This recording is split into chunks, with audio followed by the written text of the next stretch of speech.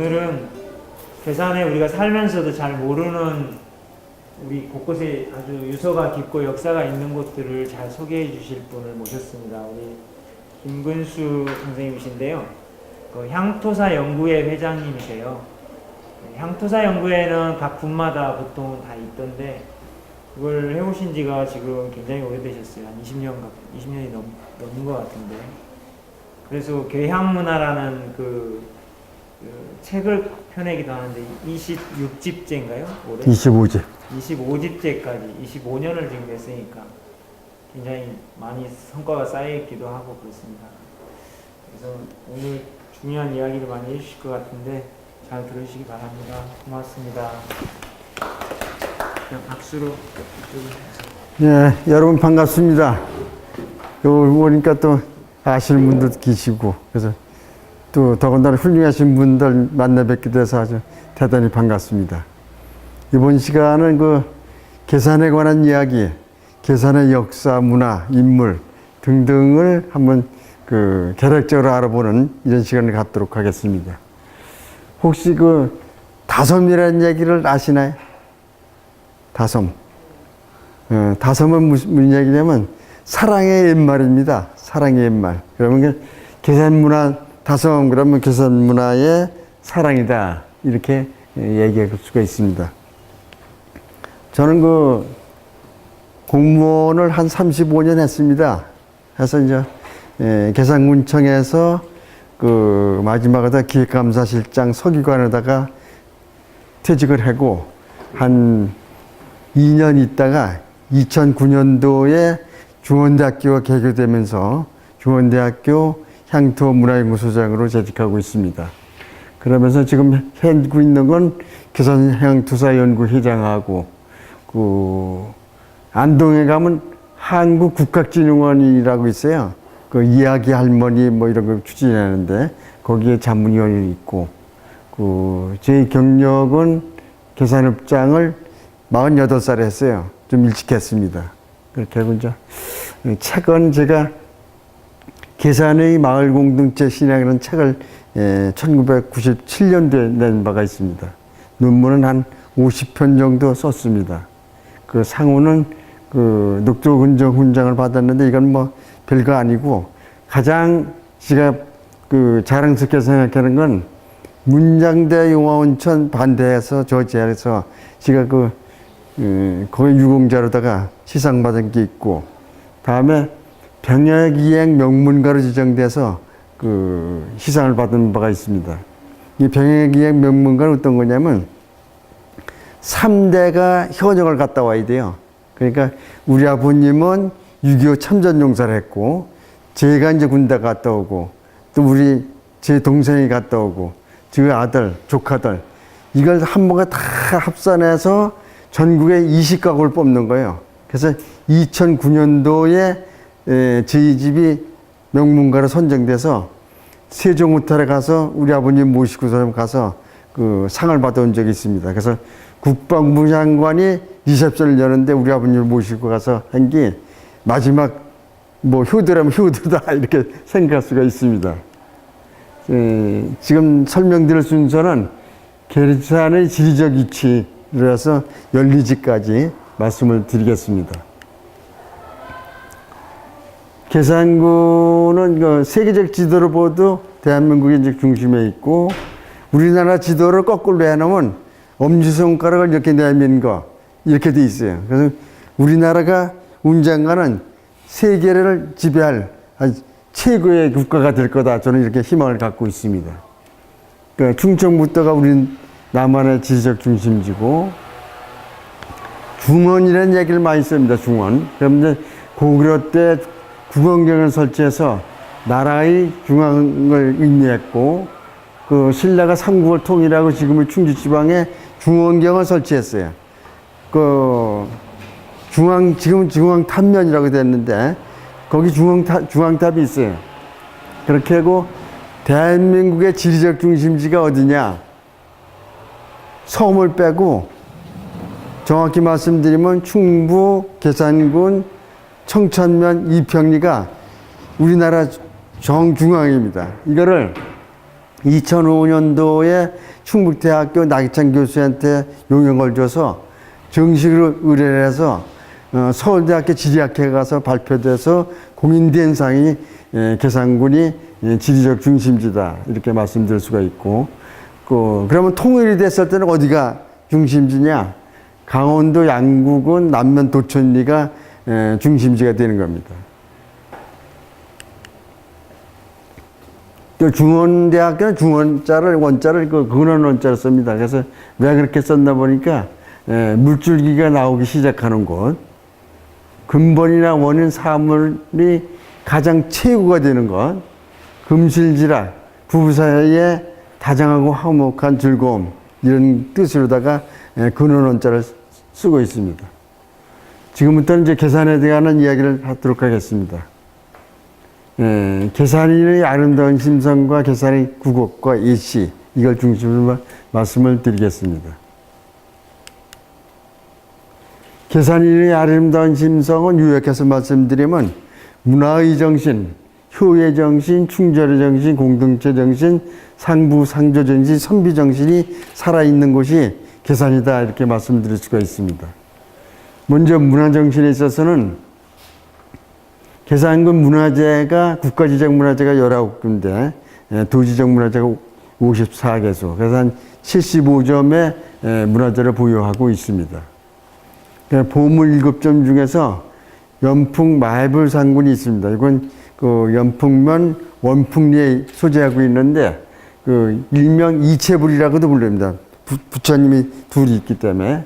이제 마해불 이렇게 하면 마해라는 뜻은 뭔가? 이제 바위를 깎은 곳을 그림을 그리는가 조각을 했을 때는 마해불이다, 마해라 이렇게 하는 겁니다. 다음에 각연사 석조 비련화불 좌상이 보물 제433호로다가 있습니다. 각연사는 원래 당초에 어디다 질라느냐면 칠성면 쌍곡리에다 질라 했었어요. 그 전설에 의하면 쌍곡리에서 그 스님들이 이제 대패질하면서 목자를 깎아 내려가는데 자고 일어나면 그 대패질한 대패밥이 어디론가 다 없어지는 거예요. 그래서 이제 자세히 관찰해 보니까 까마까치가 매일 그걸 물구서름에 어디론가 날아가 있어요. 그래서 큰 스님께서 작은 동자들을 들고서름에 이 대패법이 떨어진 것을 계속 추적해서 갔어요. 간 게 어디냐면 지금 현재 있는 각연사입니다. 각연사 가보니까 어느 연못이 있는데 연못에다 계속 걷다가 그 대패법을 놓고 있는 거예요. 그래서 풀을 헤치고 자세히 보니까 이 석조 비련화불 좌상 석불이 나타났습니다. 그래서 그 절 이름도 깨달을 깍자, 못년자 이렇게 해서 각연사라고 부르고 있습니다. 다음 서경유군 선생 영정이 있는데 요거는 99년대 잊어먹었어요. 분실되는데 말 그대로 다 보물찾기를 계속해도 이게 나타나지 않아요. 도난인가요? 예, 도난당했습니다. 이 서경유군 선생님 어떤 분이냐면 충청도 관찰사를 하셨고 이제 중앙부처에서 크다란 관직을 했고 이제 뒤에서 말씀드리지만 충청도 관찰사를 하면서 계산에 오셔서 계산군 소수면 몽촌리가 고향이에요. 계산에 오셔서 고산적이라는 정자를 지신 분입니다. 다음 각연사 통일대사피가 보물로 지정되어 있습니다. 다음 청안면 효군리에 가면 그 3층 석탑이 있습니다. 거기 보물로 지정되어 있고 각연사 통일대사 부도가 보물로 지정되어 있습니다. 여기서 탑하고 부도하고는 어떻게 구분되느냐? 탑은 석가모니의 진신사리를 모시는 곳, 이걸 이제 탑이라 그랬고, 부도는 오래된 스님, 고승 이런 분들을 훌륭하신 분들을 모시는 지금 말하면 묘지가 되겠습니다. 다음 사적이 2점 있는데 청천면 미륵산성이 사적으로 지정되어 있고 우암 송시열 선생님의 유적이 사적으로 되어 있습니다. 그래서 우암 송시열 선생님 신도비약 묘소는 청천면 소재지에 청천리에 있고 화양서원 정비는 화양동에 있습니다. 만덕묘 정비가 있고요. 암서재가 있습니다. 이 만덕묘는 어느 학생들 물어보면 그래요. 묘소가 어딘지 묻는데 만덕묘가 어디냐고 말이에요. 그런데 이제 만덕묘 묘자는 사당 묘자입니다. 사당을 지었다 그런 뜻이고, 그 만덕묘는 임진왜란 때 명나라가 우리나라를 도와주신 왕이 있는데 그 임금이 명나라 신종이고 마지막 임금이 의종입니다. 두 분들의 그 의리를 생각해서 우암 송시열 선생께서 돌아가시면서 유언을 하기를 우리나라를 도와준 두 분의 명나라 왕을 모셨으면 좋겠다. 사당을 짓으면 좋겠다. 그래서 후학들이 권상하 선생 또 정호 선생 이런 분들이 주축이 돼서 만덕묘를 지은 겁니다. 암서재는 우암 송시열 선생께서 1666년에 오셔서 23년 동안 머물면서 공부를 하고 후학을 가르치던 장소가 암서재가 되겠습니다. 다음 그 도시적 문화재가 여러 군데 있는데 불전명 삼방리에 마애불 좌상이 있고 3층 석탑이 있습니다. 정인지 묘소가 불정면 예정리에 있고 청덕서가 이제 목도리에 있습니다. 그 금년도 초에 장영실이라는 드라마가 있었어요. KBS에서 그 장영실 드라마에 나오는데 장영실을 도와주신 분들이 계산에 묘소가 있는 분들이 두 분이 계세요. 누구냐면 정초라고 계세요. 정초라는 분은 그 쉽게 말해서 농사직설을 편찬하신 분이고, 정인지 선생님은 후민정음을 만드는데 주축을 하신 분이고, 그래서 정초 선생을 그 계산은 능천리 충민사 밑에 사당이 있고, 다음에 정인지 선생님은 불정면 예령리에 묘소가 있습니다. 불정면 지정리에 석불 좌상이 있고요. 다음에 이제 공동체의 정신과 이제 계산에 대해서 말씀드리겠습니다. 계산은 그 지명이 느트나무 계자 또는 회화나무 계자를 씁니다. 그 한문을 쓰면 똑같은 자예요. 나무목변에 귀신기자입니다. 그래서 느트나무가 많고 산이 많은 고장이 계산이다. 이런 지명으로 요약을 할 수가 있겠습니다. 이 느트나무는 어떤 상징을 갖고 있느냐? 조선조 때 궁궁궐을 다른 말로다가 느트나무 계자 집신자, 느트나무가 있는 집을 궁궐을 그렇게 드렸고, 그 삼정수의 지위를 기정이라고 했습니다. 그래서 소정자를 씁니다. 그래서 세계 최대의 가마소설을 당시에 만들 때도 이런 뜻으로다가 계산에다가 소설 만드는 겁니다. 그러니까 이제 그 느트나무 계자는 1000년 이상 계산에서 쭉 이어져 왔습니다. 신라 때는 이제 계양군, 고려 때는 괴주군, 조선 태종 13년 1413년 10월 15일서부터 이제 계산이라고 불러왔습니다. 징은 그 줄기가 많이 억센데 이거는 강인한 의지를 얘기하고, 고루 퍼진 가지는 조화된 질서를, 단정한 잎은 예의를 상징합니다. 그래서 이제 이 조정을 가리킬 때 최고의 행정기관인 의정부를 계부라고 불렀고, 그 유래는 그 궁궐 앞에 세주의 회화나무나 느트나무를 심었기 때문입니다. 그래서 이제 하부 기관으로 올라오면서 동원 앞에나 향교 앞에는 느트나무나 회화나무가 틀림없이 있습니다. 다음에 아까 말씀드린 것 같이 왕이 있는 궁궐을 계신이라고 불렀고, 나라의 의견문서를 맡아보던 승문원을 계원이라고 별칭을 했습니다. 그 느트나무의 역할과 예차는 좀 생략을 드리고요. 역사와 전설 속에 있는 느트나무, 요거 이제 한 가지만 소개해 드리겠습니다. 지금 이곳이 이제 여기 우리가 자리가 하고 있는 곳이 그 옛날에 그 교육청 자리입니다. 계산군 교육청 자리인데, 이곳에서는 그 삼국시대 때 고구려 신라 백제의 접경지대가 이제 계산입니다. 그래서 이제 백제가도 여기서 머물렀었고 신라도 점령했고, 그러니까 이제 신라 진흥왕 27년에 차한덕이라는 장군이 여기에 성 이름이 가잠성이 있었어요. 가잠성을 지키고 있었어요. 지키고 있는데 백제군이 쳐들어왔어요. 백제군을 쳐들어와서 그 침략을 당했는데 도저히 이길기 못되고 또 한 100일간 공습을 당했는데 식량도 떨어지고 또 부하들은 항복하자고 다들 그러고, 그래서 이 찬덕이라는 장군은 크드란 느트나무에다가 이마를 받고서는 자결을 했어요.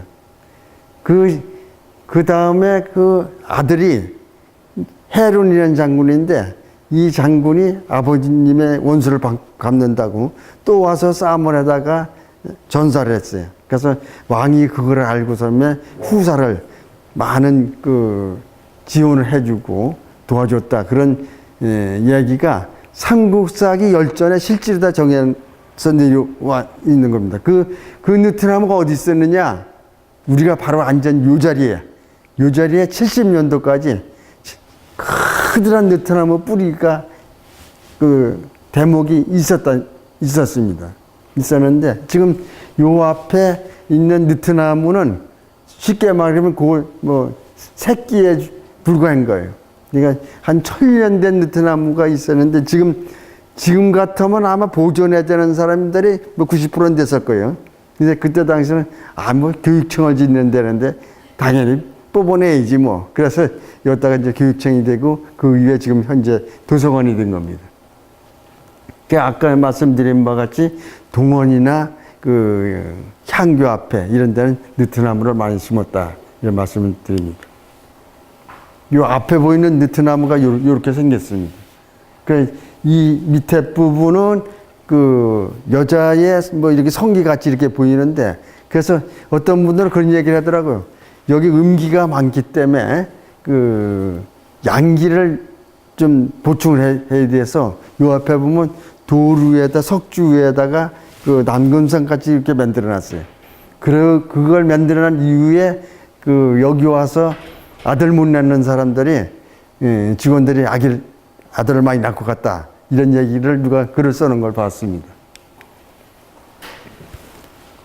그 이제 답계 연후 급제라는 얘기가 있는데, 조선조 때 이제 과거 시험을 영남에서 보러 올라갈 때 대개 이제 세 갈래 길을 택했어요. 영남에서 추풍령으로 넘어가는 길, 중령으로 넘어가는 길, 계산을 거쳐가는 길, 이렇게 했는데 그 중에서 가장 많이 택한 곳이 계산입니다. 느트나무 잎사를 밟고 올라가야지 그 과거급자를 많이 했답니다.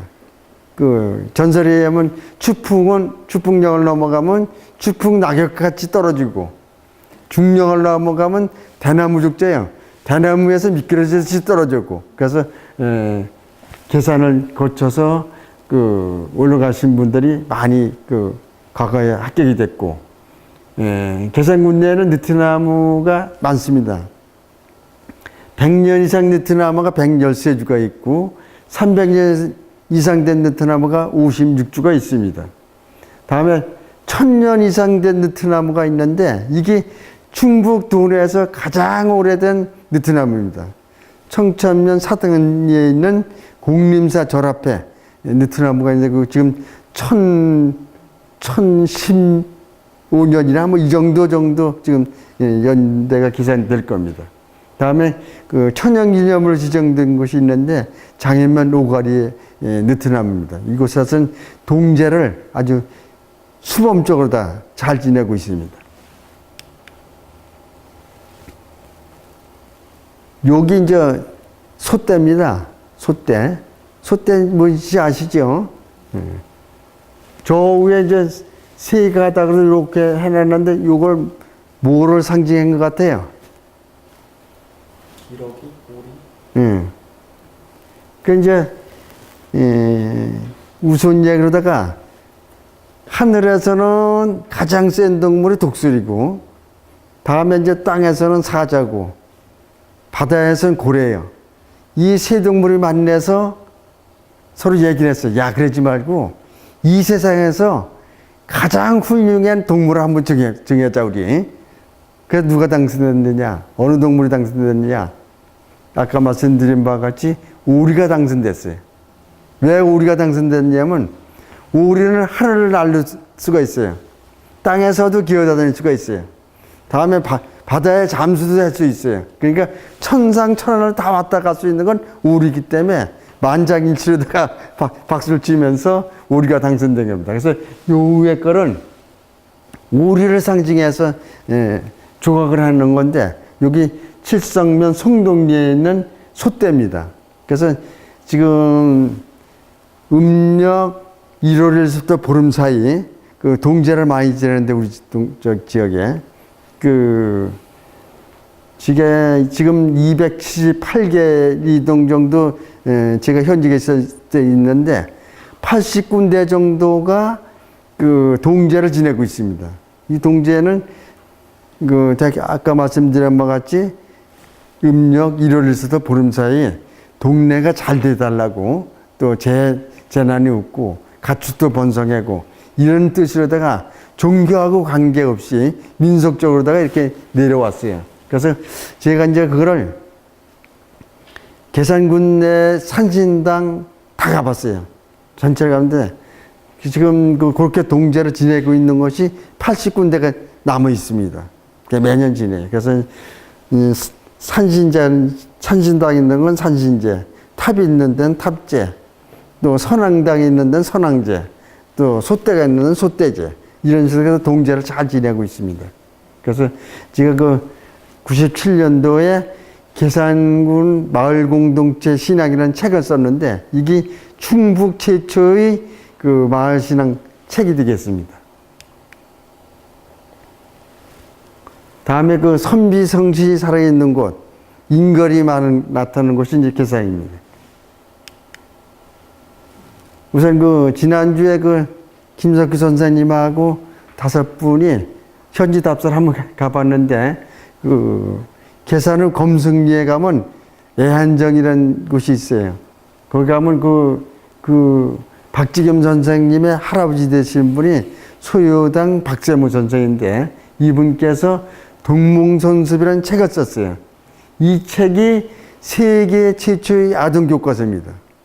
이런 분이 이제 계산의 태생입니다. 그래서 그 전까지는 체코슬로바키아의 코메니우스가 쓴 세계 도회라는 책이 있었는데, 이 책보다 동몽선습이 100년 정도 앞섰습니다. 그래서 이제 그 주로 내용을 보면 하늘과 땅 사이 만물의 무리에 오직 사람이 귀하니 사람을 귀하게 여기는 것은 오른이 있기 때문이다. 이런 것부터 시작돼서 총론에서 중구 역대 성인을 소개하고 삼국의 국호와 시절을 명시하고 이래서 자주성을 나타냈고, 그다음에 태봉, 후박제, 고려, 조선 등의 역사 기술을 하고 연령별로 지켜야 할 도리를 했는데, 이 책은 영조대왕이 서문을 쓰시고 맨 끝에 발문은 우암 송지화 선생께서 쓰셨습니다. 그래서 계산 검승리에 가면 동문선습비를 만들어 놨습니다. 다음 단원 김몽도께서 화가로만 알고 있는데 정치도 일본 했습니다. 이분이 연풍현감을 3년 동안 했어요. 3년 하면서 많이 어려운 사람들도 많이 도와주고, 근데 이제 그러다가 이제 정치적인 사건에 맞물려서 퇴직을 했는데, 이분이 1792년도에 연풍면 가면 상암사라는 절터가 있어요. 상암사에 가서 시주도 많이 하고, 또 생화도 많이 그려주고 이래서 이분께서 48살까지 아들이 없었어요. 그래서 여기 와서 기도도 많이 하고 시주도 많이 하고 이런 혜택을 받아서 아들을 낳았어요. 그 이름을 아우를 뭐라고 부르냐면 연풍했는데 1년짜 하나 쓰고 그다음에 거기서 녹봉을 받았기 때문에 봉급을 받았기 때문에 연녹이라고 이렇게 해서 아우를 짓는데 후에 그 아들도 그 화가가 됐는데 김양기라는 화가입니다. 그래서 안타까운 것은 여기 계시면서 계산에 관한 그림이나 이런 것도 많이 그렸을 텐데 남아있는 게 거의 없어요. 거의 없고 지금의 단양팔경의 세 군데 그림하고 그다음에 어느 한 조 뒤에 있는 그림에 있는 거 한 점하고 뿐이 지금 남아있는 게 없습니다. 몇 년 전에 SBS에서 바람의 화원 여기 나왔었습니다. 여기 이제 현재 남아있는 연풍 현감 시절의 그림입니다. 황묘 농접도라는 건데 아마 오래 사시라고 장수하는 뜻으로다가 고양이하고 나비하고 파랭이를 그려서 누구한테 준 것 같습니다. 요거 이제 옆에 있는 게 사이남도, 옆에 있는 게 옥순봉도, 도담삼봉도 여기 지금 현재 남아 있습니다. 전국에서 정자가 가장 많은 곳이 어디냐면 경북 안동입니다. 정자가 많다는 얘기는 선비가 많다는 얘기가 되겠어요. 학자가 많이 나왔다 이런 뜻이 되는데 충청북도에서는 당연히 계산군이 제일 많습니다. 19군데 정자를 보유하고 있습니다. 그 중에서 돈에서 가장 오래된 정자가 계산읍 제원리에 있는 고산정 정자가 있습니다. 이거는 아까 말씀드린 서경유군 선생께서 관찰사를 하시면서 정자를 지신 겁니다. 그거 가보면 현판이 안에 있는데 요 위에 있는 것 같이 호산승집이라는 현판이 있습니다. 이것이 누가 썼냐면 명나라 사신 주지본이라는 분이 썼어요. 근데 선조 때 얘기인데 그때 당시 명나라하고 서로가 교류할 때 명나라에서 사신이 우리나라에 옵니다. 그러면 의주까지 나중을 나가는 거예요. 나중을 나가는데 그분들은 시를 잘 써요. 쉽게 얘기하면 우리나라 사람도 거기에 못지않은 시를 쓰는 분들을 훌륭한 분을 모아서 같이 원접선을 내보냅니다. 그 뽑힌 분이 서경유군 선생이시에요. 그래서 가서 이제 주집원 원접선을 서로가 만나서 하는 얘기 중에 당신 고향이 어디냐? 예, 나는 충북 계산이다. 내가 충청 관찰사를 할 때 거기다 정자를 좋게 잘 지어놨다고. 그러니까 어떤 곳이냐 물으니까 물이 호수같이 이렇게 있고 산 위에다가 모든 경치가 모이전 것 같이 아름다운 곳에 지었다. 이러니까 호산승집이라고 써서 준 거를 현판에다 걸어놓은 겁니다. 이것이가 어디 거하고 같으냐면 성균관대학교 앞에 가보면 성균관이라는 곳이 있습니다. 그게 성균관 앞에 학생들을 가르치던 곳이 명륜당이라고 있었어요.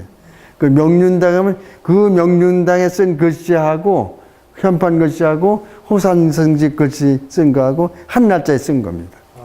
네. 그 아까 말씀드린 애한정이고. 네. 명필이야죠. 네. 맨날 학교 다니면서 맨날 봤는데 몰랐네요. 네. 성균관 대학교 교수들도 몰라요. 보니까 계산군하고 성균관 대학교하고 자매기를 맺었어요. 자치행정 과정 할 때 맞았는데 내가 이제 올라가서 쫙 말하고서 우리는 몇백 년 전서부터 성균관하고 인연이 있는 곳이다. 그래서 아까 얘기한 데다가 호산승집하고 명륜당하고 이런 글씨가 한 사람이 쓴 거를 우리가 공유를 하고 있는 거다. 이런 얘기를 했더니 깜짝 놀라더라고요. 그 이제 우리 계산이 이제 충절의 고장이다. 이렇게 말씀드릴 수가 있는 곳입니다. 충무공 김시민 장군이 이제 여기서 자란 곳이에요. 태어난 곳은 충남 병천에서 태어났는데 주로 자란 거는 어릴 때서부터 계산로 능촌리에서 자랐는데 그 방아제라는 마을이 있었어요. 거기서 자랐고 그 임진왜란 3대첩 중에서 육지 싸움에서 가장 성공적으로 하신 분이 김시민 장군이에요. 우리 아군은 3,800명, 적군 일본군을 3만 명을 7일 만에 공습해서 다 무찌른 분이 되겠습니다. 사실은 그 해전에서는 이순신 장군, 이제 일본 육지에서 이제 권율 장군 이렇게 치시는데 김시민 장군이 이런 싸움에서는 대단한 성과를 내신 분이다. 근데 그분께서 사당이 여기 이제 계산 능천리에 있습니다. 그 선대저 묘도 다 능천에 있어요. 충북 최초의 항일 만세 운동이 일어난 곳이 계산입니다. 그래서 어떤 분들 보면 아 만세 운동이 청주시나 충주시에서 먼저 일어났지 뭐 계산이 먼저 일어났겠느냐. 그런데 가장 먼저 일어난 곳이 계산입니다. 그래서 충절의 고장이다.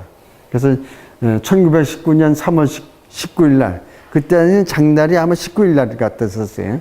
그래서 한 600명이 모여서 만세 운동을 일어났습니다. 여기 이제 계산 만세 운동 유적비인데 이 만세 운동 유적비를 한번 고쳤어요. 고쳤는데 어떻게 고쳤냐면 그 지가 현직에 있었는데 문화공보실장이 할 때인데 그때의 만세 운동비를 만들었어요. 계산 만세 운동을 주도한 사람을 쭉 썼어요. 사실대로 다 역사는 그대로 써야 되는데 사실 이 주도하신 분이 누구냐면 벽조 홍명이거든요. 벽조 홍명이가 주도를 했는데 그때만 해도 정보부 시절이기 때문에 이부로 넘어가서 부수상한 사람을 누서는 안 되지 않느냐. 그래서 문안 감수할 때 그게 빠져서 내려왔어요. 그걸 빼고 딴 사람들 명단만 딱 있었어요. 그래서 한 20년 있다가 제가 계산항투소 연구 회장하면서 아 이건 아니다. 역사는 바로 잡아놔야 된다. 그래서 우리 회에서 그 회비 객출한 거 한 100만 원 투자해서 그거 뜯어내고 서름에 홍명이가 주도했다고 써놨습니다. 잘한 거죠? 네. 이럴 때 박수 한번 치세요.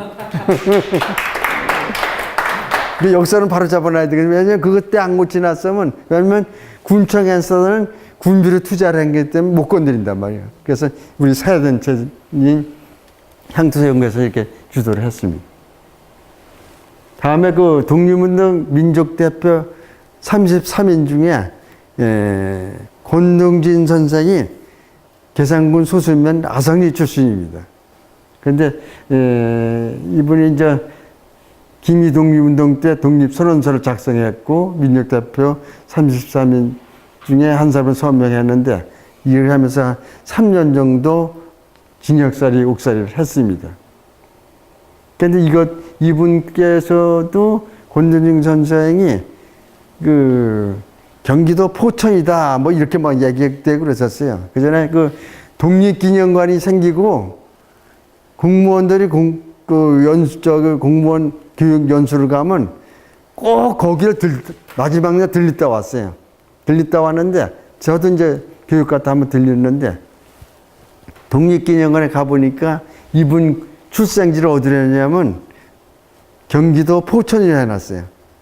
그래서 갔다 와서 여기서 재적 등본 각종 자료 다 해서 독립기념관에다 다 보냈어요.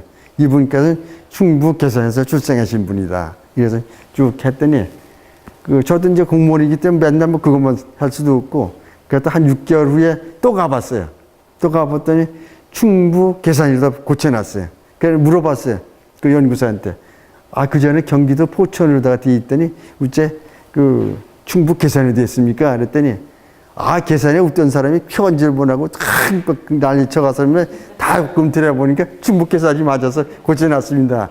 이래서 고치는 적이 있어요. 그래서 누군가는 지역에 대해서 관심을 갖고 이래야지 되지. 우리 공무원들이 그때 당시 한 600명이 다 갔다 왔는데 저라도 봤으니까 다행이지 딴 사람들 그냥 진행하고 마는 거거든요. 그래서 뭐에 대해서 지역에 대한 관심 이런 것도 중요하다 이런 생각이 들었습니다. 다음에 그 경술국치 때 경술국치가 이제 뭐냐면 쉽게 해서 한일 합방인데 경술련에 국치를 당했더라서 지금 학자들은 경술국치라고 부릅니다. 원래 지금 이제 홍범식 고가라고 지금 써놨는데 홍명이 생가라고 했다가 보훈단체에서 하도 난리쳐가서 그러면 홍범식 고가로 하겠다. 그래서 지금 그렇게 써놨습니다. 그래서 이게 또 중요한 것이 이게 사유재산이 있었어요. 사유재산. 개인재산이기 때문에 팔아먹도 고만이요. 그래서 한 15년, 20년 전에 이복기라는 그 어른이 살았는데 노인 내고 그러니까 자식들은 다 서울 가서 살고 그러니까 이걸 팔으려고 아파트 부지로 내놨습니다. 아파트 부지로 내놨는데 이게 난리가 났어요, 이제. 청주에 이제 누구냐면 그 서원대학교 총장이었던 김정기 총장, 지금 충북대학교 김승환 교수, 지금 저 문화부 장관 하던 도종환 시인, 이런 분들이 주축을 해서 생가 보존위원회를 만들었어요. 만들어서 맨날 희해고 이걸 어떻게 보존할 거냐 이렇게 쭉 하다가 제가 이제 군에 이제 재무과장 하던 행정과장 가면서 군수를 설득시키겠어요. 이거는 군에서 사야 됩니다. 군에서 사야지만 이게 보존이 되지 누가 개인이 사서 여기서 기탁할 사람은 없습니다. 그래서 첫 번에는 그걸 공유자산을 살려면 심의위원회를 만들어야 돼요. 심의위원회를 만들어서 그 실과장, 부군수가 이제 위원장이 돼서 쭉 회의를 해보면 다들 과장들 그 부군수도 빨갱이 집을 왜 사느냐 그런 얘기예요. 그래서 이건 아니다. 군수님을 설득해서 이렇게 얘기를 했어요. 만약에 통일이 되면 이 집 하나 갖고서 계산군민들이 다 먹고 살 수 있는 길도 생길 거다. 그러니까 삽시다. 그러니까 돈이 없다는 얘기예요. 돈은 제가 장만해 준다고. 그래서 재무과장 시절에 이리저리 많은 돈이 있었어요. 쉽게 말하면 조금 숨기는 돈이 있었어요. 그런 거 살라고. 그래서 그걸 샀어요. 샀기 때문에 지금 계산군민들이 그 자존심이 지금 살아있는 거고, 만약에 그때 팔려서 아파트를 부지로 나갔다, 그것도 아파트 멋있게 지었다, 그러면 계산군민들은 얼굴을 못 들고 다닐 정도가 되는 겁니다. 예. 감사합니다. 그래서 그런 뜻이 있어요. 그 문화재의 보존성이 있고 중요민속 자료도 있고, 그 당시 홍범식 군수의 순국에, 이게 홍범식 군수가 어떤 분이냐면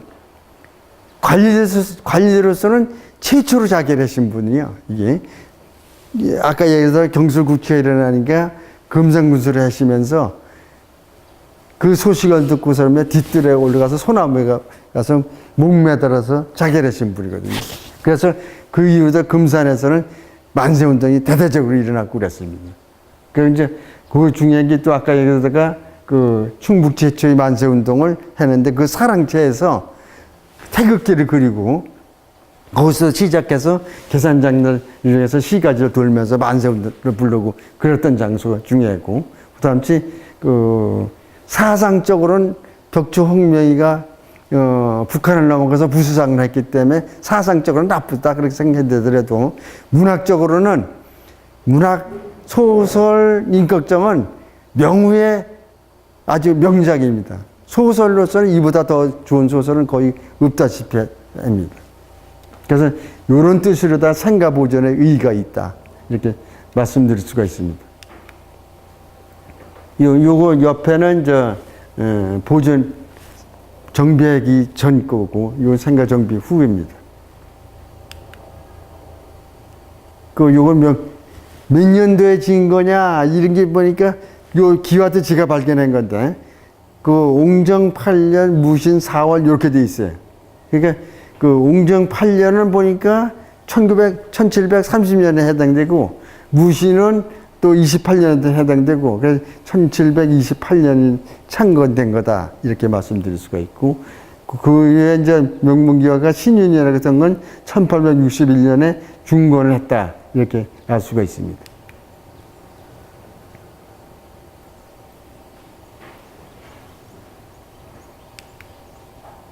근데 홍범식 군수의 유품이나 유적 같은 게 뭐 별로 남은 게 없어요. 그때 당시는 이제 홍명이 얘기만 들어도 정보부 시절에는 저 경찰서 붙들려 갔었거든요. 그러니까 아예 다 없앤 것 같아. 요 유품이 요 정도뿐이 안 남아있어. 사진하고 숟갈 몇 개 하고. 그러니까 이제 1949년도에 금산에서는 그 남산에다가 순절비를 세웠어요. 일찍 세웠어요, 아주. 그래서 이제 그때 당시에 제가 이제 문화공부실 근무를 하면서 계산군도 세워야 된다. 그래서 1998년도에 국민회관 앞에 있던 거를 지금 그 홍명이 생가 거기로다가 옮겼어요. 옮겨서 했는데 이 비문을 누가 썼겠어요? 비문을 제가 썼습니다. 예, 제가 썼어요. 제가 써서 잘 제가 쓰지는 못하더라도 뜻이 있지 않느냐. 난 이런 데 뜻이 좋다. 그래서 다 써서 별짓을 다 해서 여러 사람한테 백기 주소, 심의도 하고 강영주 교수라고 저기 교수 있는데 그분한테 문학과 박사인데 다 심의를 받고 그래서 잘 됐다, 통과됐다. 그래서 심의위원회에서 심의를 해서 확정은 돼서 비를 3개 놨어요. 문제 가는 기회 있으면 보시면 되겠습니다. 제가 뭐를 연구하고 있느냐면 이따 뒤에도 나오지만 열리지를 연구하고 있어요. 열리지는 뭐냐면 두 나무가 올라가다가 각기 자라다가 가지가 연결된 거. 이거 열리지라고. 두 나무가 올라가다가 한 나무가 된 것이에요. 그런 거 열리목이라고 부르고. 두 나무가 꼬이서 올라간 것도 이제 열리목. 그 다음에 정사목, 또 혼인목, 뭐 이렇게 부르는데 통틀어서 사랑나무예요. 사랑나무를 제가 전국에 있는 걸 다 조사했어요. 근데 지금 현재 한 120개 정도 수집을 해놨는데, 책을 다 쓰려고 보니까 지금 한 90%는 써놨는데 금년도에 다 못 쓰겠어요. 그래서, 그러면 계산군에 있는 거, 충북에 있는 것만 사진전만 하자. 그래서 사진을 찍은 게 한 60여 점 찍었어요. 충북 거만. 그 중에서 35점이 계산 거예요. 그래서 이제 그날 선포식을 할 건데, 전국에서 가장 많은 열리지를 가진 곳이 계산군이다. 이런 의미에서 그 열리지, 제목은 중원의 열리지 사진전, 이렇게 합니다. 그래서 지들 집이 이제 아까 얘기했던 병역 명문가이기 때문에, 명문가를 하려면 그래도 뭐 잘하는 게 있다고 자랑을 해야 될 거 아니냐. 그래서 우리 식구를 사서 꼬셨어요. 우리 식구가 서예를 한 17년인가 썼어요. 써가서 움직해서 지들 농사를 많이 지어요. 우리 식구가 한 5,000평 이제 관리해서 짓는데, 그래서 이제 농사를 지으면서도 서예를 그렇게 많이 배워서 작년에 단재서예전에서 초대 작가가 됐어요. 그럼 작가님이 한 분 그래도 몇 점 내야 될 거 아니냐고 그러고 우리 딸이 이제 학교 선상을 하는데 캘리그래피라는 그 글씨가 있어요. 저는 잘 모르죠. 영어를 모르지만 재미나게 이쁘게 쓰고 그림 그리는 그런 건데, 그래서 병역명문가 중원의 열리 사진전 서예 캘리그래피전 이래가서 홍범식 고가서 할 날이에요. 홍범식 군수가 이분이 이제 금산군수 이전에는 지금 현재는 정업인데 태인군수를 했어요. 태인군수를 하면서 아주 군수를 잘하셨어. 그래서 그때 당시 일본 수비병들을 설득시켜서 우리 의병이 무고에게 당하는 일 없도록 이렇게 하고, 황무지를 개관해서 수리시설을 많이 해주고, 그래서 38개 방향에다 주민들이 떠난 다음에 목비를 세워줬어요. 비서, 공적비를. 그래서 이분이 알고 다 뽑아내라. 그래서 지금 돌로 된 비석만 6군데가 지금 남아 있습니다. 제가 현지를 다 가봤어요. 이렇게 남아 있는 곳입니다.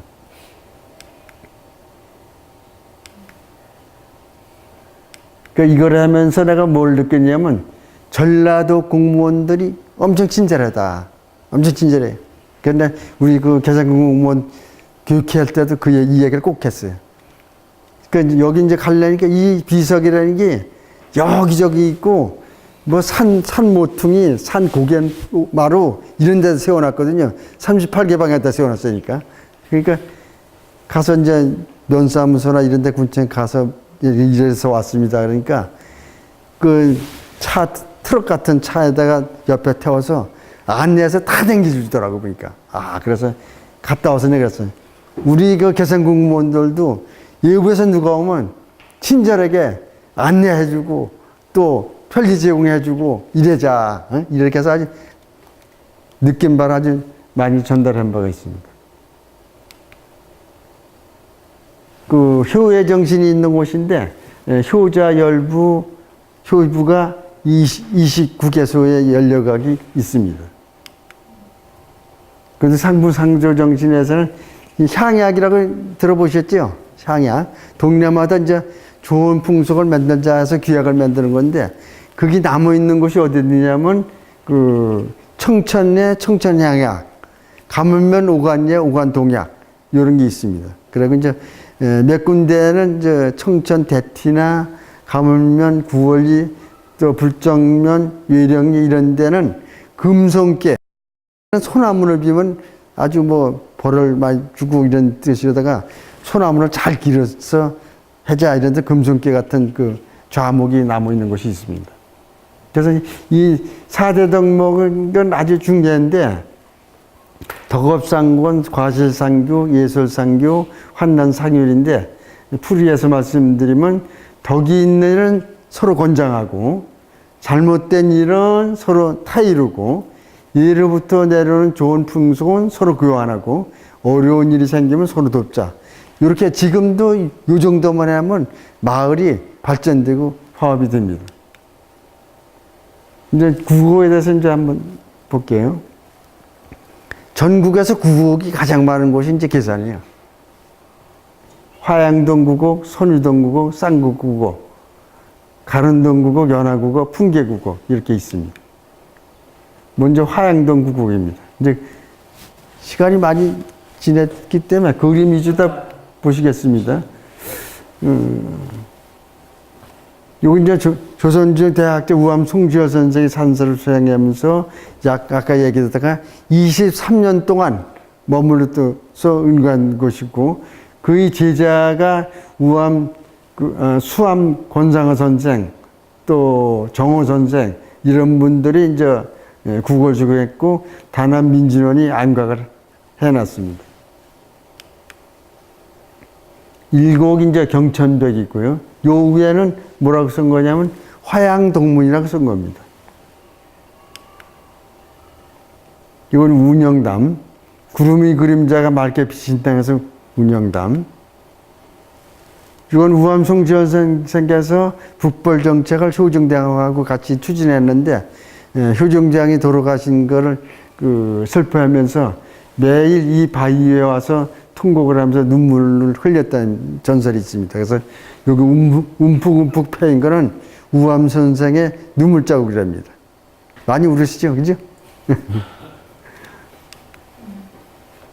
요거 이제 금사당. 요거 옛날에는 여기 조그마한 조각배로다 왔다 갔다 했대요. 여기가. 그러니까 이제 그 우스운 얘기로다가 어른들이니까 말씀드리지만 화양동 가면 모지고 화양동 간다. 뭐 이런 얘기인데 여기 유래가 좀 돼 있어요. 왜냐면 하도 물이 맑아서 옷을 이제 입고서는 약간 얕은 줄 알고 이렇게 걷고 올라가다가 자꾸 올라가서 이제 그런 얘기 하나 하고 하나는 그 만덕묘 계단이 한 20cm 정도뿐을 폭이 안 돼요. 그러니까 도포자락을 이렇게 끌어올리고 가운데를 지고 올라가기 때문에 그런 얘기가 전설이 된 것 같습니다. 이게 우암 선생 친필 시인데 이제 한물이 된 거를 이제 해석하면 시냇가에 바위 벼락 열렸으니 그 사이에 집을 지었노라. 고요히 앉아 성인의 교훈을 찾아 한치라도 또 따르려 애쓴다. 그래서 옛날에도 시간관념이나 시간을 내께서 활용하고 성인의 그 가르침을 따르려고 이렇게 애를 많이 쓰신 것 같아요. 이제 첨성대. 화양국악 중에서 메인 포인트가 여기에요. 여기에 이제 그 우암 선생의 그 의리사상이나 직사상이나 이런 것이 많이 들어있는 곳입니다. 그 첨성대 밑에 바위에 이제 새긴 글씨예요. 만절필동. 중국의 황하강이 만번을 돌아도 꼭 동쪽으로 온다. 만절필동. 그게 그 선조의 글씨예요. 그다음에 밑에 화양서원이라고 쓴 거는 숙종의 글씨예요.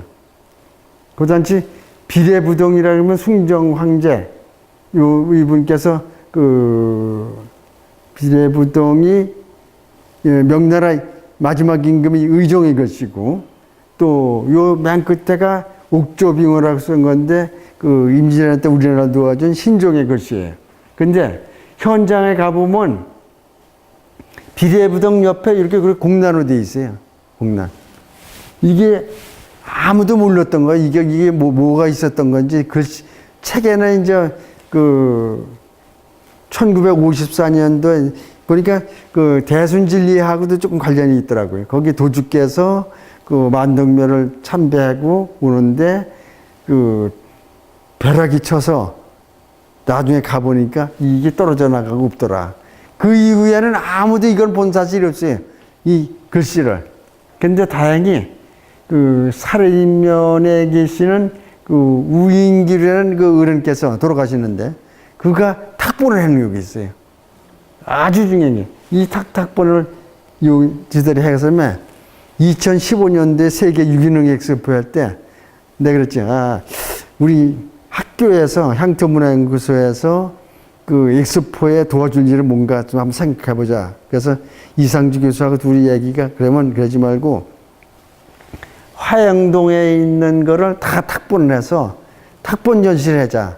그중에 그게 가장 중요한 이유는 중국 관광객들이 틀림없이 이걸 하려면 여기 가볼 거다. 그래서 자기네 우리도 이제 이국 가면 우리나라 왕의 글씨가 있다 그러면 한번 가볼 거 아닙니까? 그래서 중국 사람들도 여기 많이 왔다 갔어요.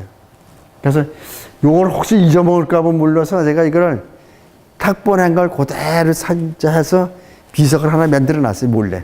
그래서 이제 잊어먹어도 상관없어요. 상관없는 건 아니도 이비로다가 이렇게 만들어 놨어요. 그래서 요 칸에 있는 거예요. 그래서 옥조빙호라는 뜻은, 옥조는 뭐냐면 임금님이 사각머리에 이렇게 써서 그 오그러면 구슬이 이렇게 쭉 오잖아요. 그걸 옥조로 하래요. 그다음에 빙호는 얼음빙자에 항아리 호자예요. 빙호. 그러니까 임금님이 정치할 때는 이 옥조를, 그 옥을 얼음 항아리에 누워서 차가운 마음으로다, 차가운 머리로다가 백성을 다스려야 된다. 그래야지 부정부패가 없다. 이런 걸 몇백 년 전에 이렇게 주장을 해서 이렇게 써다가 우리 화양동에다 붙여놓은 겁니다. 암각을 해서 새겨놓은 거예요. 요건 능문대. 이게 와룡암. 그 누워있는 게 그 용이 누워있는 형상이에요. 이제 학이 살던 집이고, 파곳, 파관 이렇게 부르는데 원래 파곳이라고 불러야 되거든요. 저기 한문을 꼬일 관자인데 파곳이 맞습니다.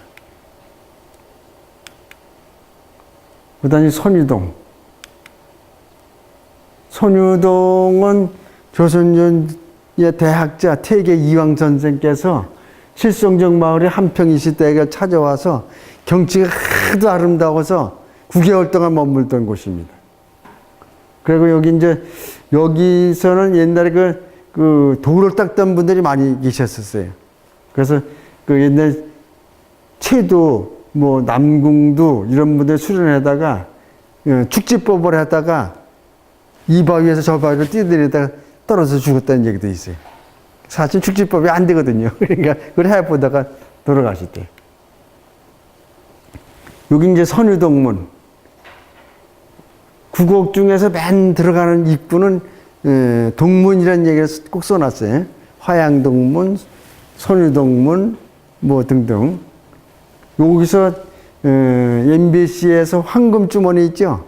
황금주머니 드라마를 그 여름에 촬영해서 방영한 바가 있습니다. 경천벽, 학소대, 연단로, 와룡폭, 난가대. 이게 무슨 얘기냐면 신선노름에 도끼자루 썩지 먹는다. 이런 전설이 있는 곳입니다. 이 금강산에도 이런 똑같은 전설이 있습니다만은 그 어느 나무꾼이 깊은 산중에 들어가서 나무를 하러 갔어요. 그런데 어느 노인들이 바둑을 두고 있는 거예요. 그 바둑을 구경을 한참 동안 했어요. 아, 이제 집에 가야지. 딱 도끼자루를 옆에 들어보니까 도끼자루가 다 썩어서 없어졌어요. 그래서 이제 다시 집에 와서 가보니까 아무도 모르는 사람들이 살고 있는 거예요. 그래서 당신들은 누구냐 그랬더니 나는 그 할아버지 누구시냐고. 난 여기 살던 주인이다 그랬더니 우리 할아버지는 100년 전에 호랭이에 물려서 돌아가셨다고. 쫙 이렇게 얘기된 거예요. 그래서 이 난가대는 바둑을 둘 때 이렇게 내려다보던 장소고, 요건 기구 가면 신선들이 바둑을 두던 장소예요. 구암은 그 거북바위 같이 이렇게 거북이 같이 생겼고, 이거 신선이 피를 불던 장소가 은서남인데, 은서남. 그것은 쌍계구곡이라고도 부르고 쌍곡구곡이라고 부릅니다. 선생님 잠깐 제가 질문이 있는데요. 문경 가은에도 선유 계곡이 있는데 그게 같은 계곡인데 행정구역이 나눠진 겁니까? 아니면 그 계곡 자체가 다른 겁니까? 아, 다 다른 거예요. 다른 거고, 이제, 내선유동, 이선유동, 이렇게 불리는데, 이쪽이 이제 충북이 내선유동, 경북이 이선유동. 그래서 그 물줄기도 틀리고, 그건 대야산줄기고, 예, 다 틀리고 그래요. 그런데 선유동, 그래서 뭐 시도 나오고 그러면 약간 조금 좀 헷갈리고 시비가 되는 게 선유동 시 지는데 저쪽 넘으시냐, 이쪽 넘으시냐, 이런 얘기가 서로 되고 그래요. 호롱소, 소금강, 덕을 베풀어라, 떡같이 생겼다, 그래 덕바위, 문수암, 쌍벽. 여기 한 20년 전에 전국에서 사진 찍기 가장 좋은 곳, 여기 쌍벽이 선정된 바 있어요. 용소, 용이 살던 장소인데 그래서 그 실끄러미를 놓으면 그게 다 풀려서 들어갔다고 그런 전설이 있습니다. 쌍복 폭포, 여기도 놀기가 아주 참 좋아요. 선녀들이 목욕탕 선녀탕, 마당바위. 이건 가른동문인데 요건 1999년대 계산구 향토사연구에서 이걸 발견해서 이제 정리가 다 된 겁니다. 그래서 김석기 선생님하고 이제 한번 지난주 갔다 왔는데 정말 마지막 남은 대한민국의 비경이에요. 그래서 그때 당시에 이제 가른국어의 지명과 주변 문화재 제가 썼고, 이상주 교수가 가른국어 국어시 번역했고, 그 당시 서해 전문가 그 송종록 연구가가 그 서해에 대해서 했고, 그 당시 그 선교사 관계를 음재승 씨가 썼고, 가른동 답사기 김순영 시인이 써서 특집을 만드는 바가 있습니다.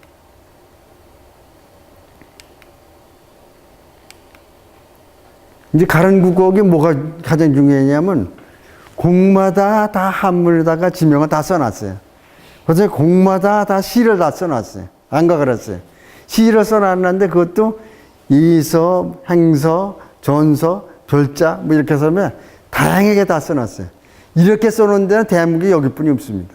그래서 이것도 잘 군청이나 이렇게 해서 잘 관리가 되면 좋은 곳이 될 거예요. 요 강산대는 신선이 내려왔던 장소예요. 여기 가면 전 선생님 가봤지만 요 시가 이렇게 쭉 써놨어요. 한문에다가. 옥류벽, 금병, 구암, 고성유수제, 요 짝에 그 바른 쪽 편에 그 집이 옛날에 있고 그랬었대요.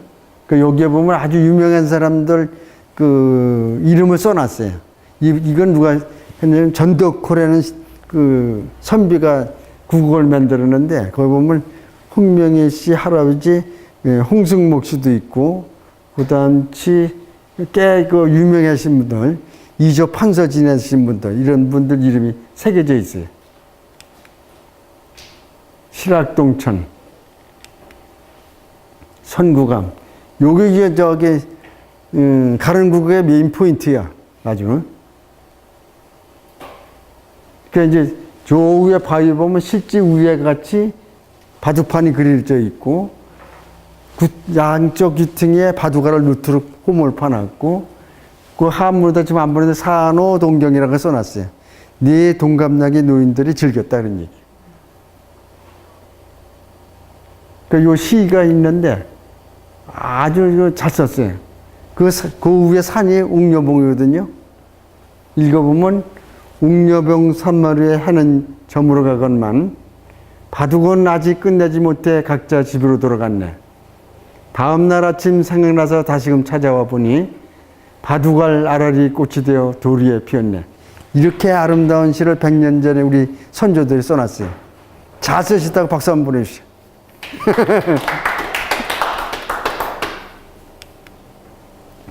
또 연화동 구곡이 있습니다. 연화동 구곡이 어디냐면 지금 산맥의 길 그 안에 있는 게 연화동 구곡이거든요.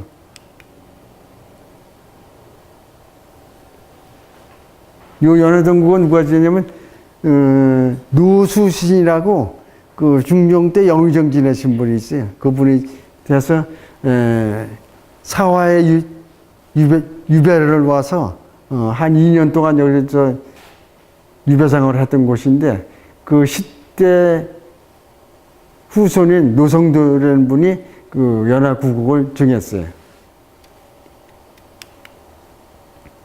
여기 이제 물이 빠졌을 때 글씨가 있던 걸 연화동이라고 써놓은 거. 연화구곡가, 병풍바위, 탑바위. 풍계구곡은 연풍면 일대의 구곡을 이렇게 정한 겁니다. 일곡은 장암, 반계정. 이제 반계정은 그 영의정 정호가 지은 정자예요. 우암 송지어 선상의 수제자이기도 합니다. 그래서 이분 묘소가 불정면 지장리 석정마을에 있어요.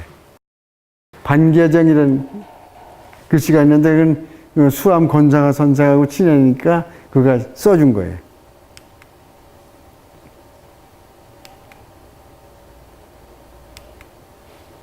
수옥폭포. 연풍현감 조유수가 처음 정자를 지었다 이런 얘기도 있고 수옥장 시고요.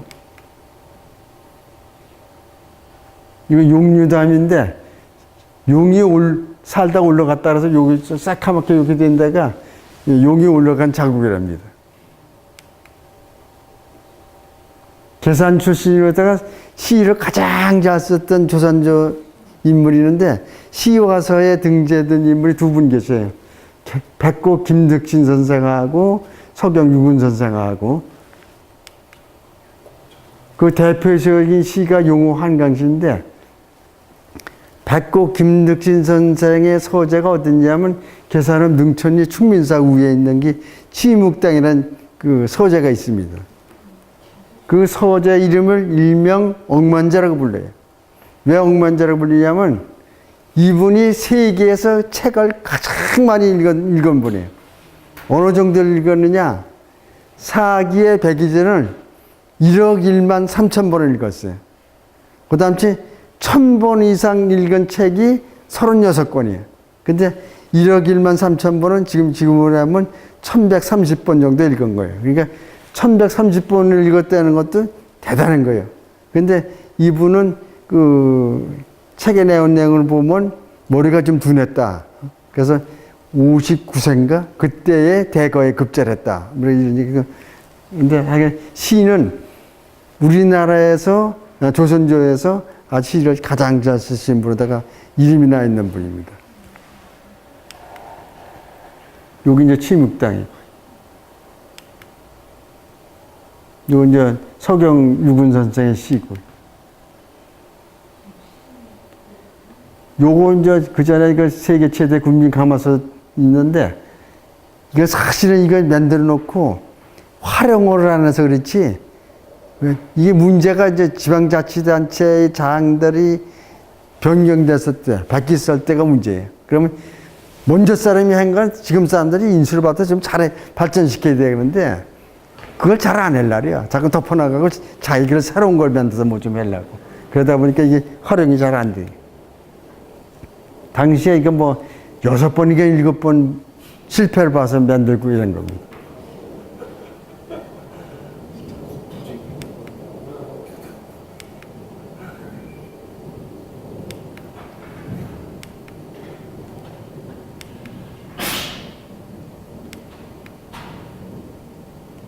그래서 제가 저기 기부 같은 거 돈이 없어서 잘 못하는데, 딴데 2번 한 적이 있어요.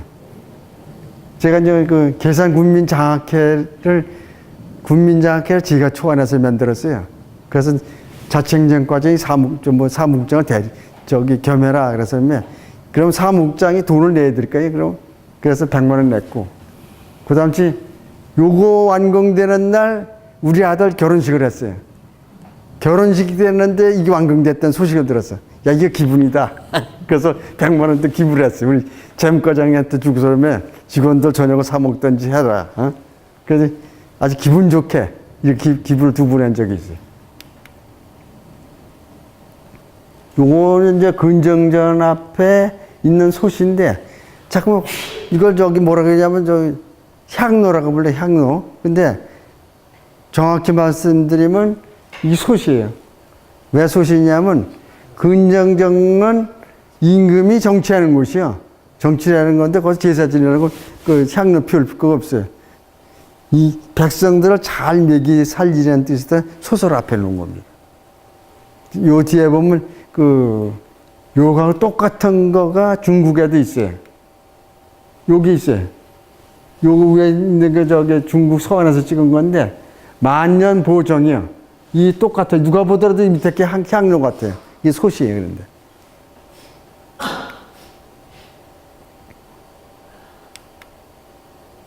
열리지 영화가 나왔었습니다. 열리지 영화가. 이걸 봐서 내가 일부러 이걸 프로그램 책자를 의도왔는데, 요를 촬영할 때 미리 알았으면 계산을 아껴줬으면 계산이 많이 나서는데, 저는 그걸 촬영했는지를 몰랐어요. 이거는 밑에는, 위에는 그 조형물을 만들어서 열리지를 한 거예요. 근데 아마 성공적으로 되지를 않은 것 같아요. 이제 열리지가 어디서부터 이제 쭉 나오느냐면, 이야기가, 당나라 현종하고 그 양귀비의 사랑 관계를 백거이라는 시인이 장한가에다가 쓴 내용이 이제 시작이 돼서 열리지가 이제 많이 얘기가 풍자가 됐는데, 당나라 현종의 18번째 며느리가 양귀비예요. 그 양귀비가 너무 이쁘고 시도 잘 짓고 자태도 아름다우니까, 그래서 그전에는 왕권 시대니까 쉽게 말해서 아들 부인을 자기가 찾으려 한 거예요. 그래서 그런 사랑 관계를 쭉 엮은 게 장한가예요. 요 양귀비 동사예요. 그런 내용이 백거 이어진 장한가 내용은 대개 이렇게 썼어요. 당현종이 양귀비 무릎을 빼고 누워 하늘의 별을 쳐다보면서 사랑을 나누는 장면을 묘사했는데, 쭉 해서 하늘에서는 비익조, 땅에서는 열리지가 돼서 이렇게 사랑을 나누자. 그래서 비익조라는 얘기는 뭐냐면, 몸은 하나예요. 근데 머리가 2개예요. 날개도 딱 2개뿐이 없어. 머리가 2개이기 때문에 한 방향으로 날아가려면 한 가지 생각을 해야 돼요. 동쪽으로 가려면 동쪽 생각을 해야지 같이 날아갑니다. 양쪽 머리가 따로따로 놓으면 어디를 갈 수가 없는 거예요. 그래서 하늘에서는 비 있죠. 땅에선 부나무가 올라가서 대에서 그 소통하고 화합하고 이래서 잘 살아보자 이런 내용으로다가 열리지에 대한 그 장안가가 잘 비유되고 있습니다. 요게 이제 저기 그 양귀비 목욕탕 앞에서 찍은 열리지. 그 양귀비가 석류를 많이 먹었대, 석류. 그러니까 그 공원에다 석류나무를 심고 이 열리지가 있어요. 그런데 중국 사람들도 이걸 왜 심었는지, 왜 여기 열리지가 되어 있는 건지 그걸 잘 모르더라고, 보니까. 그래서 내가 찍어 왔습니다. 아까 말씀드린 것같이 계산군에는 열리지가 많아요. 근데 많은 것보다 발견을 많이 한 게 내가. 그래서 그 청천 사기막에 있는 열리목, 이거는 세계에서 가장 아름다운 열리목이에요. 이렇게 좋은 거 없어요. 이건 이제 보광산에 있는 거고. 요거는 미안하지만 이거 청천면 숙면에 있는 건데 이게 죽었어요. 고사가 돼서 죽었어요. 아무튼 이것도 우리나라에서 가장 좋은 열리지가 어디 거냐면 여기 이제 계산 속면에 있는 거하고 저쪽 그 보령 가면 이연도라는 섬이 있어요. 동백나무 열리지가 있어요. 그다음에 금산에 가면 모악산에 가면 열리지가 있었어요. 이 이 세 개의 나무가 우리나라의 열리지긴 대표적이거든요. 그 대표적인 고사가 돼서 죽은 게 엄청 안타까워요. 거기 보면 열리목, 열리지가 함께 있었는데 다 죽은 거예요.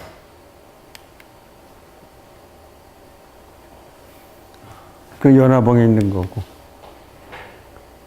삼성 소나무 열리지인데, 요거를 한 15년 전에 내가 이걸 보고서는 다시 사진을 찍으러 갔어요.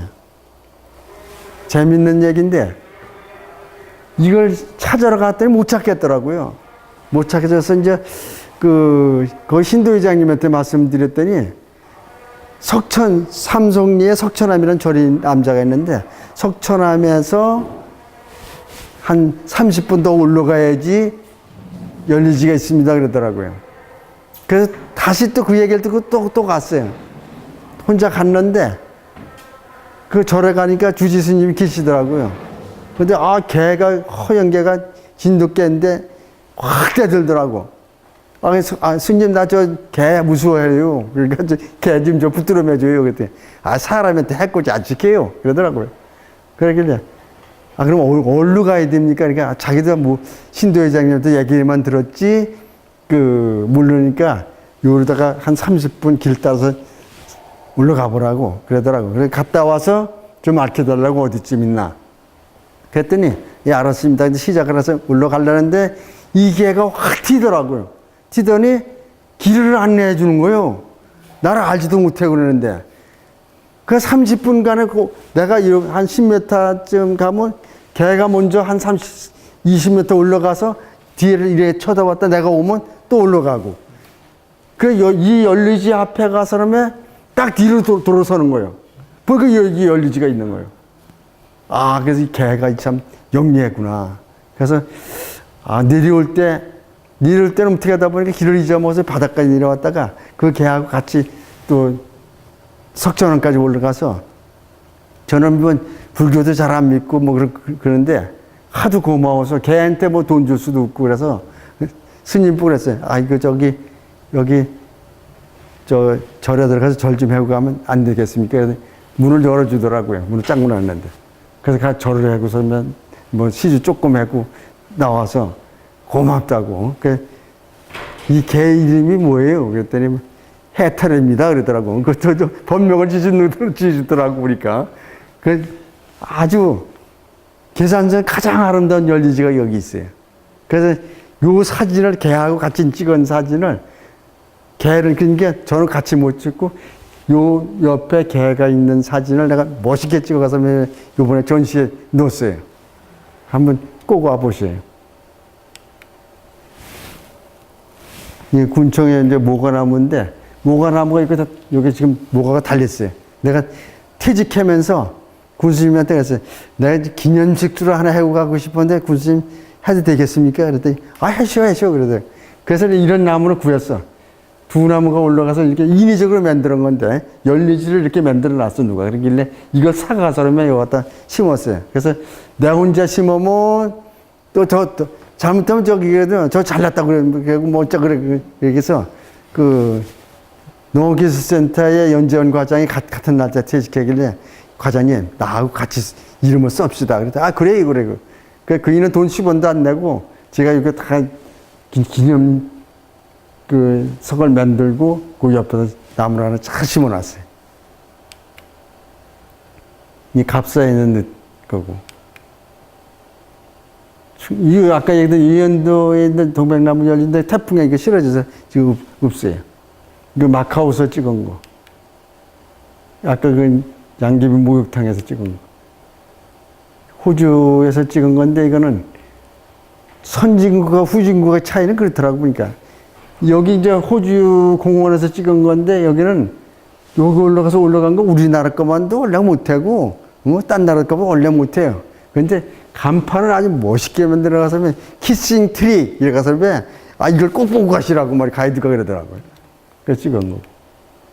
베트남에서 찍은 건데 베트남이 이렇게 좋은 공원에 열린 하노이인가 거기 있는데 저렇게 올라가서 한 5m가 올라가서 저기서 붙었어요. 근데 거기는 뭐 간판 하나 없어. 그런 차이더라고요. 이건 제가 그리스에 찍었는데 나무 속에 딴 나무가 난 거. 그래서 이제 거의 1시간 된 것 같은데 하여간 여러분 잘 경청해 주셔서 고맙습니다. 여러분 하시는 일에 많이 도움되고 좋은 일 많이 있길 바랍니다. 감사합니다.